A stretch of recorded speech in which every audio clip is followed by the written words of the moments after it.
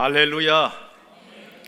오늘 2부 예배 함께하신 여러분들에게 주님의 사랑과 은혜가 충만하시길 바랍니다. 특별히 설 명절을 통하여서 여러분의 삶 속에 즐거움과 행복이 가득하시기를 주님의 이름으로 축복합니다. 우리가 설 명절을 이제 맞았지만은 우리 마음 한켠에서는 뭔가 마음에 부담을 느끼는 분들이 있을 것입니다. 이 명절을 통하여서 늘 항상 경험하는 그러한 마음의 부담입니다. 가족들이 아직도 예수를 믿지 않고 있는데 이 가족들에게 아직도 내가 전도를 못했는데 그러면서 뭘 내가 다른 사람을 전도한다고 해 하면서 이렇게 마음의 한켠에서는 정말 그러한 부담감을 안고 있는 분들이 있습니다. 그리고 또 어떤 분들은 우리 집은 아직까지 여전히 제사를 드리고 있는 이러한 상황인데 내가 벌써 예수 믿은 지가 얼마나 오래됐는데 아직도 이 모든 문제를 끊어버리지도 못하고 이것을 바로잡는 일들을 못하는 나의 모습이 너무나 나약하게만 느껴지고 내가 믿음이 없어서 그런 것인가 하는 이러한 자책이 때로는 들기도 합니다. 그리고 정말 이렇게 사랑하는 가족들과 만나서 정말 함께 이렇게 교제를 나누면 즐겁고 행복해야 되는데 만날 때마다 느끼는 것이 굉장히 관계가 문제가 생긴다는 겁니다. 왜 만나면 자꾸 이렇게 뭔가 마음에 상처를 주고받는가? 정말 만나고 싶지 않다. 그러나 정말 부모님 때문에 만나면 또 상처를 받고 주고 이런 것 때문에 우리는 마음에 엄청난 부담을 안고 있습니다. 이런 마음의 부담을 안고 있는 이 자체는 우리가 믿음이 없어서가 아닙니다.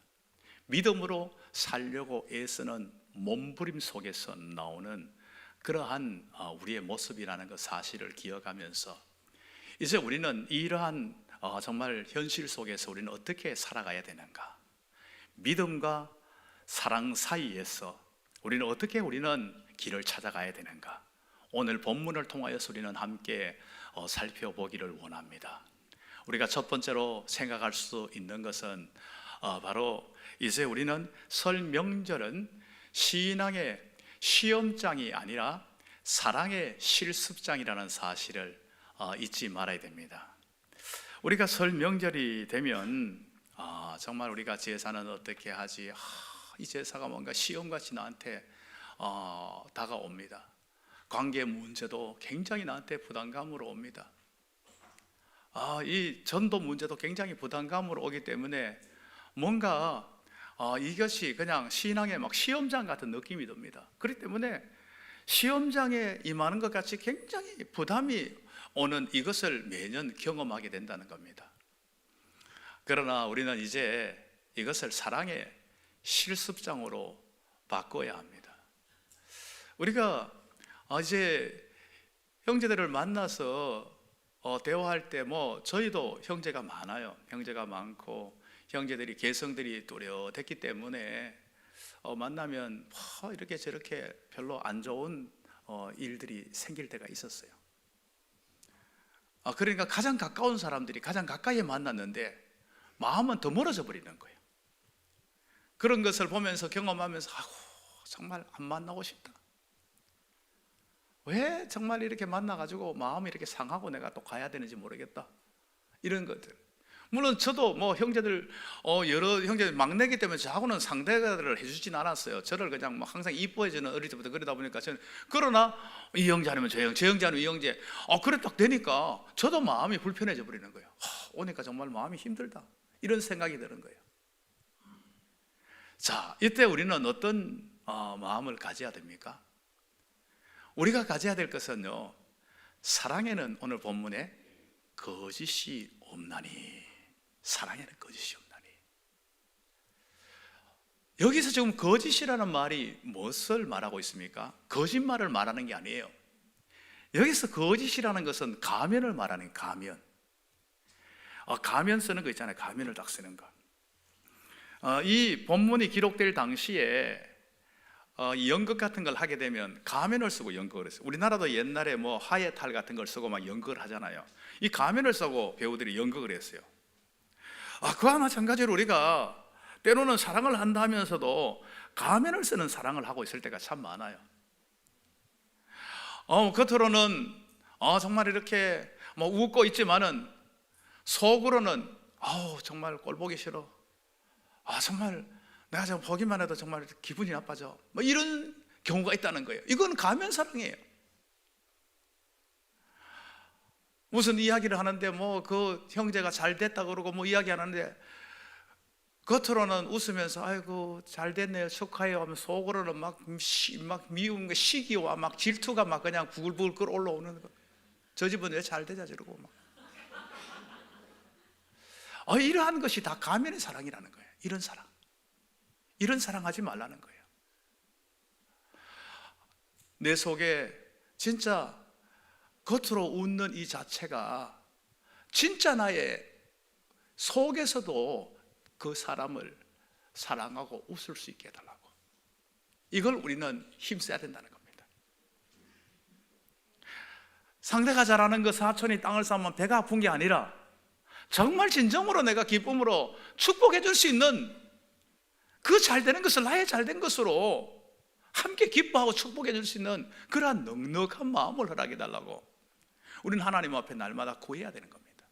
그러면서 우리는 진실된 사랑, 정말 참된 사랑, 거짓이 없는 가면서지 없는 사랑을 해야 한다는 겁니다. 그리고 악을 미워하고 선에 속하라고 말씀하고 있습니다. 이게 무슨 말입니까? 우리가 하는 이 모든 말들이, 행실들이 악이 되어서는 안 된다는 거예요. 다른 사람을 뒤에서 험담하고 관계를 갈라놓는 이건 악입니다. 화목해 만들고 어떻게든지 화목해 만들고 어떻게 해서든지 간에 뭔가 선한 결과가 나오도록 하는 우리의 모든 행동과 우리의 말이 되어야 된다는 것을 우리에게 분명하게 보여주고 있다는 것입니다. 그러면서 이어서 계속해서 말씀하고 있습니다. 우리 10절 말씀 우리 같이 한번 읽어볼까요? 10절 말씀입니다. 자, 시작. 형제를 사랑하며 서로 우애하고 존경하기를 누가 먼저요? 서로 먼저 하라는 겁니다. 서로 먼저. 우리는 그래요. 이렇게 남들이 먼저 해주기를 원해요.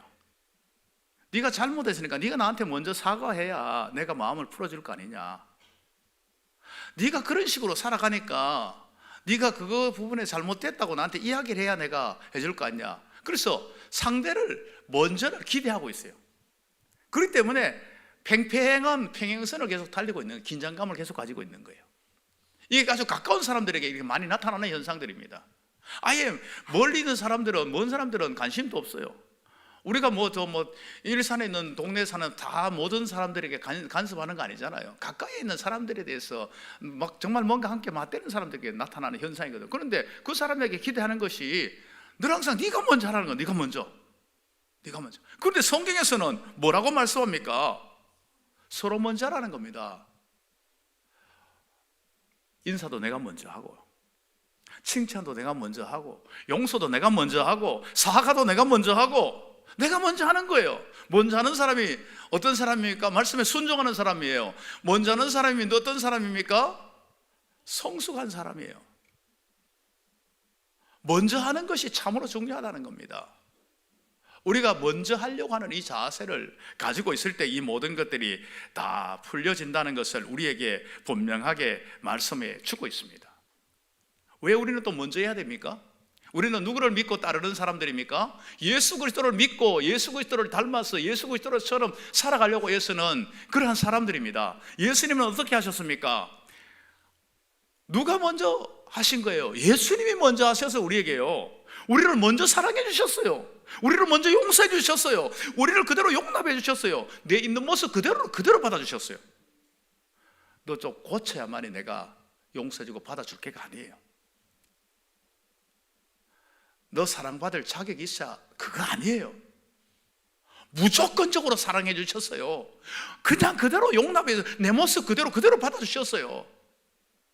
그분이 우리에게 먼저 사랑하고 먼저 용납하고 먼저 받아주셨다는 겁니다.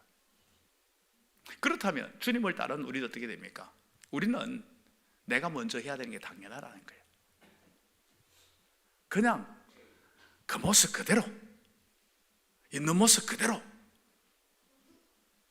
우리가 용납하고 용서하고 이해하고 받아주는, 이것이 우리에게 필요하다는 것을 분명하게 말씀해 주고 있다는 겁니다.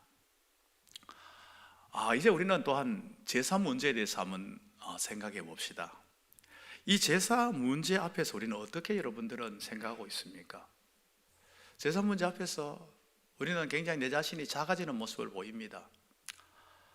여기 정말 내가 정말 믿음이 있으면 이걸 막 확 뒤집어서라도 내가 빨리 바꿔야 되는데 이걸 못 바꾸게 되면 내 모습이 초라하게 느껴지고 약하게 느껴지는 그러한 생각을 하게 됩니다. 제사 문제는 과연 그렇게 해서 해결될 문제인가요? 그렇게 해서 해결될 문제가 아니죠. 우리가 그럼 제사 문제 앞에서 어떻게 해야 됩니까?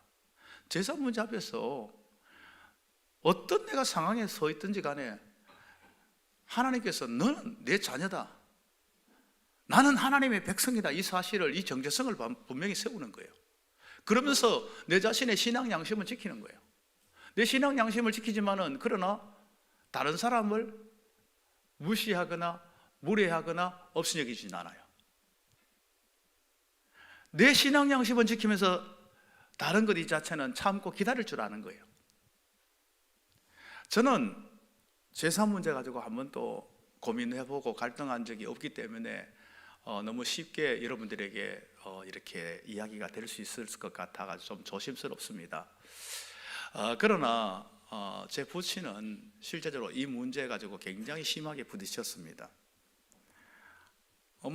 저건 이렇게 이 사람들이 모여 있지만 거기에 친척들이 다 같은 시족들이 모여 있는 그러한 동네, 아래의 동네에 다 있었는데요. 우리 부친이 막다른 길에서 예수 믿을 수밖에 없는 이 상황에서 하나님 앞에 손들고 예수님 믿고 나온 후에 믿음으로 결단해가지고 예수 믿는다 그러고 제사도 안 한다 그러니까 집안의 어른들이 저건 인간도 아니다, 조상도 모르는 무슨 인간이냐, 인간도 아닌 것은 인간 대접할 필요가 없다 하면서 그 모든 손 아래 사람들에게 인사하지 말라 그랬어요. 인간 상대하지 말라 그랬어요. 무시하고 조롱하고 아주 우습게 여겼어요. 동네 다른 사람들도 만나면 다 인사하는데 그 아저씨 버리고 형님 버리고 전혀 모르는 척 했었어요. 그렇지만 그것 때문에 뭐 따지고 뭐 하지 않았어요. 그냥 묵묵히 그냥 끝까지 믿음 지켰어요. 그것 때문에 낙심하지도 않고 그것 때문에 싸우지도 않았고 그냥 묵묵히 그 믿음을 지키는 이 모습을 봤어요. 그렇게 끝까지 믿음으로 살아가는 아버지 하나님께서 은혜를 베풀으시는데요, 너무나 놀라운 은혜를 베풀으셨어요. 그 은혜 베풀어진 이 모든 것들이 온 동네 군내까지 소문이 날 정도로 예수 믿어서 복 받았다고 소문이 날 정도가 됐어요. 그렇게 되어지게 되니까 자연스럽게 손을 내밀더라고요. 손을 내밀어요. 이제 와라. 그래가지고 저도 이제 나중에는 그 집안의 어른들한테 세배하러 갈 수 있는 자격이 주어졌어요. 갔더니 제사 이미 다 끝났고 이제는 우리 그냥 편안하게 하면 된다. 그리고 식사할 때도 이거는 너희들이 먹는 거 아니다. 우리는 딱 그냥 구분을 딱 해버리더라고요. 그리고 또 결국은 그 제사는 다 없어졌어요. 하나둘 다 믿음 안으로 다 들어오게 되더라고요. 그걸 보면서 끝까지 묵묵히 참고 기다리고 기도할 때에 내 믿음 내가 지키면서 기도할 때에 그럴 때 하나님께서 때가 되면 이루신다는 것을 보게 되었습니다. 그 다음에 두 번째는요, 우리가 생각할 수 있는 것은 믿음은 피함이 아니라 버팀입니다. 우리는 명절 되면 앞서 말씀드린 것 같이 가장 가까운 형제 모이는데 아이러니하게도 가까운 사람들이 얼굴 맞대는 가까이 만나는 순간에 마음이 더 멀어져 버려요. 더 멀어지니까 어떻게 됩니까? 이제는 안 만나고 싶어요. 피하고 싶어요. 말만 하면 싸우고 상처받고 차라리 말을 하지 말걸. 차라리 만나지 말걸, 이러면서 자꾸 피하고 싶은 그러한 모습을 가지고 있어요. 그리고 왜 자꾸 싸우는 거 봤더니 상대가 틀린 말을 하는데 자꾸 고집을 부려요. 내가 옳은데 그걸 내가 증명해야 되는 거예요. 그런데 여러분, 내가 옳다는 걸 설득시켜가지고 증명해낼 수 있을까? 절대로 안 돼요. 특별히 믿음의 세계는 안 돼요. 믿음이 전혀 없는 상태에서 그게 어떻게 가능합니까? 불가능해요. 그런데 우리는 그 시도를 자꾸만 해요. 내하고 생각이 다른데 자꾸 틀렸다고 아무리 내가 틀린 것을 바로잡을 안 잡혀요. 절대로 안 잡혀요. 이때 어떻게 해야 됩니까? 내 옳음을 증명할 필요가 없다는 거예요. 주님은 언제나 옳으셨어요. 그렇지만은 주님은 옳음을 나타내기보다가 사랑을 나타냈다는 것을 우리는 잊지 말아야 된다는 겁니다. 주님은 늘 항상 사랑을 나타냈습니다. 우리가 정말 이러한 이 모습 속에서 피하는 것이 아니라, 싸우는 것이 아니라 우리는 어떻게 해야 됩니까? 참아야 됩니다. 버텨야 됩니다. 버티는 것이 어디에 근거하는 겁니까? 주님 바라보는 거예요.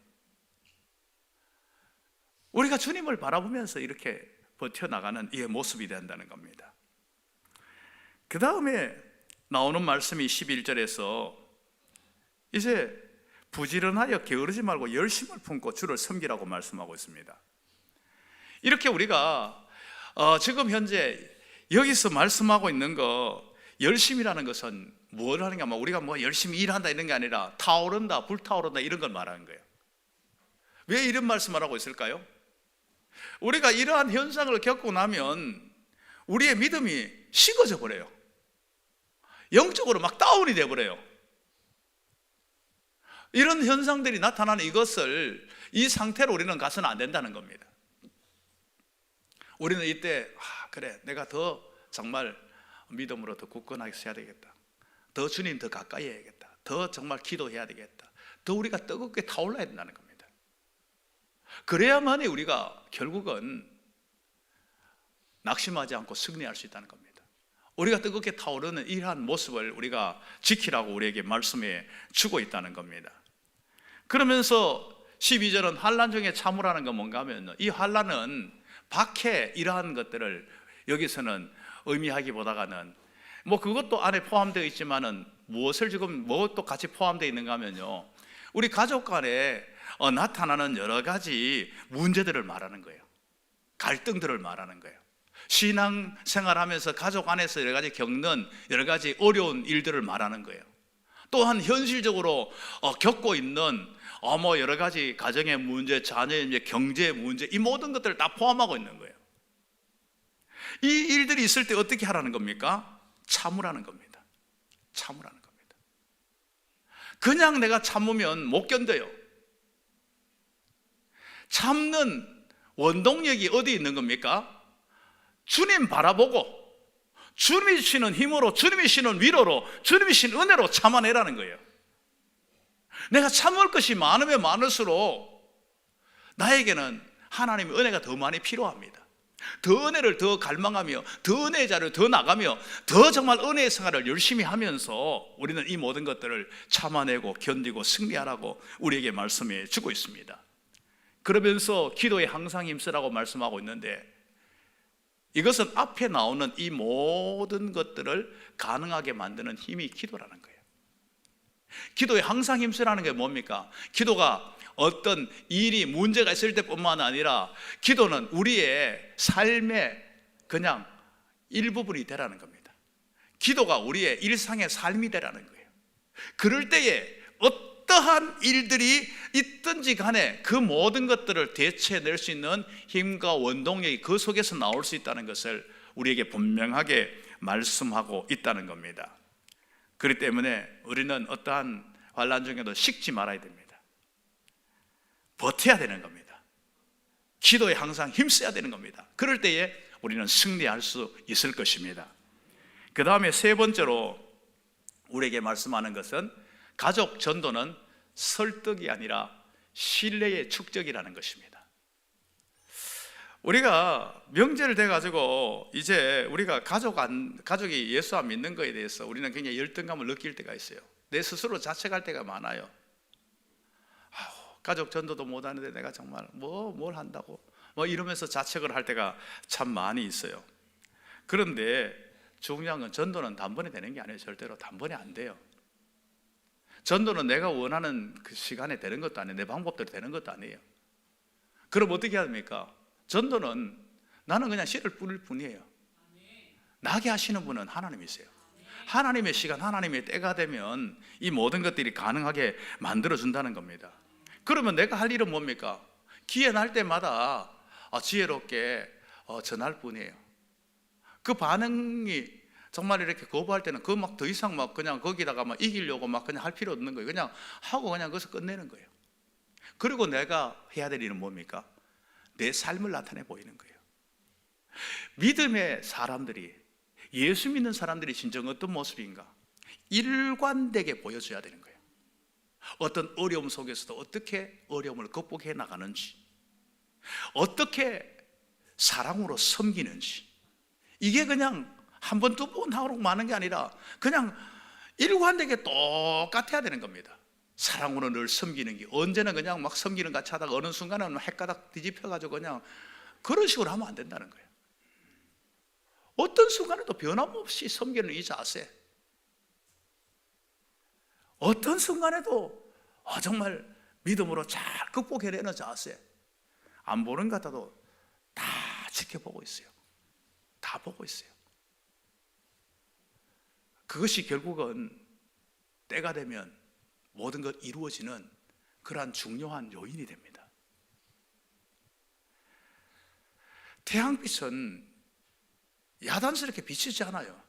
그냥 비치고 있어요. 그냥 비치고 있는데 태양빛이 비치는 곳에는 그 얼음 덩어리를 녹여버려요. 태양이 비치고 있으면 결국은 이 꽁꽁 얼어붙은 이 대지를 다 녹이면서 그 속에서 생명이 약동해서 올라오도록, 봄이 되면 나오도록 만들어요. 우리는 묵묵히 주님의 사랑을, 주님의 그 섬김의 본을, 그것을 우리는 내가 먼저 계속 꾸준히 태양이 비치듯이 하면 되는 거예요. 하고 꼭 필요할 때 전도해야 되는 말을 한마디씩 던지는 거예요. 그러면 때가 되면 마음을, 그 강팍한 마음을 다 녹여주시고 다 열어주시고 하나님이 이 모든 것을 이루신다는 사실을 믿으시기를 바랍니다. 이제 우리에게 계속해서 말씀하고 있어요. 계속해서 말씀하는 게 뭡니까? 13절 말씀에서 이렇게 말씀하고 있어요. 성도들의 쓸 것을 공급하고 손 대접하기를 힘써라, 이렇게 말씀을 하고 있어요. 여러분 참 모든 것들이 부담스러운 말씀들이에요. 왜냐하면 다 내가 해야 될 일들이에요. 내가 해야 될 일들이에요. 내가 다 내어줘야 될 일들이에요. 그걸 지금 계속 말씀하고 있는 거예요. 지금 뭐라고 하고 있습니까? 성도들의 쓸 것을 공급하라는 겁니다. 공급하라, 이 말은 남는 것 주라는 게 아니에요. 있는 거 나누라는 겁니다. 있는 거 나누라는 거예요. 내가 가지고 있는 거, 이걸 나누라는 겁니다. 그것을 우리에게 요구하고 있음을 우리는 분명히 알아야 된다는 겁니다. 사랑은 뭡니까? 정말 어렵고 힘든 사람 보고 정말 어렵겠어요, 힘들겠어요, 이렇게 말하는 게 사랑이 아니에요. 사랑은 어렵고 힘든 사람들에게 나눠주는 게 사랑이에요. 행함과 진실함으로 나누는 거예요. 예, 많이 나누세요, 우리요. 초대교회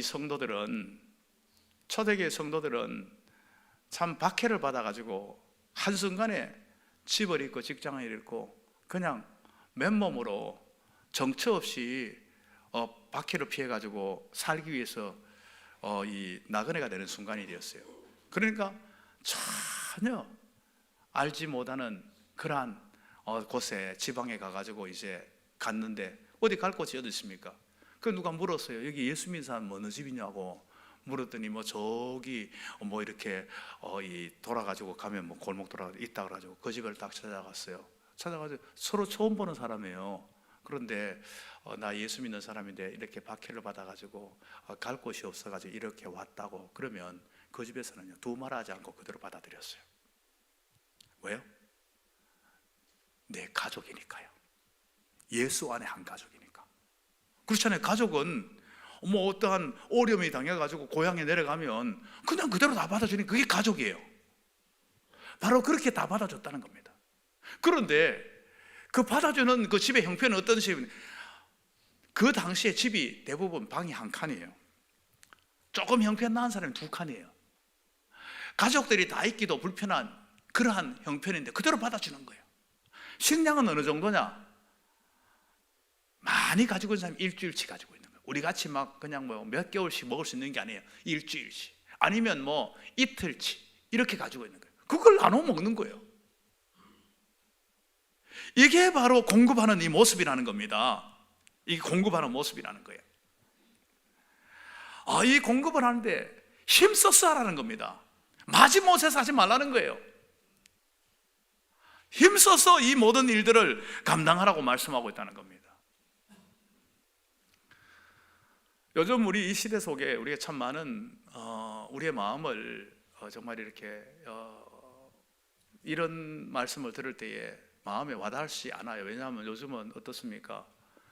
뭐 집을 거의 개방하지 않잖아요. 명절 돼 가지고도 누구 집에 가기는 서로 불편하다고 생각하면서 뭐 집에 가기보다가는 그냥 밖에서 만나자. 밖에 그 어디 오늘 설날 그 맛있는 집인데 그 문 열더라. 그냥 거기서 만나. 뭘 어디 가 서로 불편하게. 그러면서 집에 서로 받아들이기를 원치 않아요. 정말 내가 불편한 것을 싫어해요. 부담스러운 것을 원치 않아요. 그러나 정말 우리는 이 초대교회의 모습을 우리가 다시 한번 돌아보면서 우리가 어떻게 해야 되는지 한번 생각해 봐야 되는 겁니다. 어느 한 성도가 시골에 있다가 이 도시 교회에 있다고 왔어요. 시골에서는 가족까지 잘 신앙생활 했는데 도시에 왔더니 뭐 모든 것들이 낯설어요. 교회는 좀 편안한가 싶었더니 봤더니 뭐 교회도 규모도 있고 뭐 교회도 사람들도 자기들밖에 없고 뭐 같이 나눌 사람이 아무도 없는 거예요. 너무 외로운 거예요. 너무 힘든 거예요. 그런데 어느 한 분이 그 부분을 관심 있게 봤어요. 그래서 그분에게 다가가지고 새로 나오셨죠? 그랬더니 예 그래요. 그러니까 아이고 많이 힘들고 외롭겠어요. 우리 같이 한번 우리 집에서 식사 가능하면 한번 하면 좋겠어요. 감사하죠. 식사를 같이 했어요. 그런데 식사하면서 자신이 어떻게 했고 막 쭉 이야기를 막 나누면서 같이 그 가족과 함께 밥을 먹고 난 후에 그 분이 내가 이제 드디어 이 교회의 가족이 되었구나 하는 걸 느꼈다는 거예요. 정말 이 가족이라는 것은요, 우리가 함께 집을 열고 함께 식사를 나누고 마음을 터놓을 수 있는 것이 진정한 가족이라는 것을 우리에게 말씀을 해주고 있다는 겁니다. 하나님은 우리에게 엄청난 위대한 일을 하라고 말씀하고 있지 않아요. 오늘 우리에게 제시한 것들, 우리의 마음만 열면, 우리의 관심만 조금만 가지면, 우리의 집에 공간만 열면, 우리의 시간만 열면 얼마든지 가능한 조그만한 것을 말씀하고 있어요. 그것이 어마어마한 일들을 하나님은 이루어내시고 역사하신다는 겁니다. 어린아이의 도시락 하나가 그 별거 아니잖아요. 그 작은 것이 주님의 손에 들려졌을 때에 5천 군중을 먹이고도 남는 엄청난 역사가 나타났다는 겁니다. 나의 작은 사랑의 실천이, 섬김이, 이 마음이 결국은 하나님의 큰 역사를 불러오는 도구라는 사실을 우리는 잊지 말아야 합니다. 이제 우리는 이번 명절에 이렇게 합시다. 제사 문제 앞에서 신앙의 양심은 지키지만은 그러나 다른 사람은 존중합시다. 그리고 끝까지 정말 묵묵히 기다려주는 이 자세, 그냥 기다리는 게 아니라 기도하면서, 그 다음에 가족 갈등 앞에서 이기려고 하지 말고, 내가 이해받으려고 하지 않고 내가 이해하고, 내가 사랑받으려고 하지 않고 내가 사랑하고, 내가 먼저 용서하는, 정말 먼저 실천하는 이 자세를 가집시다. 우리가 가족 전도 앞에서 말해야 할 때는 말하되 못할 때는 기도하고 하나님 앞에 기다리는, 그리고 내 생활로 내 선한 이 모습을 일관성 있게 끝까지 보여주는 이러한 모습이 되시길 바랍니다. 설 명절은 부담의 시간이 아니라 복음이 확실하게 현실이 되는 시간이라는 사실을 잊지 말아야 합니다. 믿음은 지키되 사랑을 놓치지 않는 삶이 정말 우리의 복음이 되어지는 그러한 설 명절이 될 수 있기를 주님의 이름으로 축복합니다.